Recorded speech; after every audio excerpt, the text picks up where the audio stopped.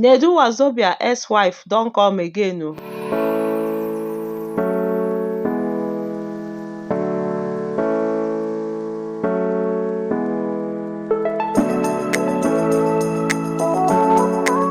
My gist corner lovers, una welcome to gist corner with Happy. E be like say as Ekubo and Fancy matter don dey face small small for social media. Now na Nedu of Wazobia and Ex Wife own wan replace am.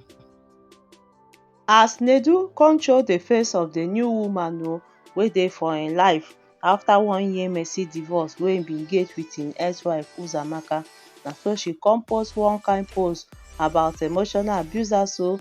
She say emotional abusers dey try to dey nice and sweet to everyone except the person wey dem dey abuse.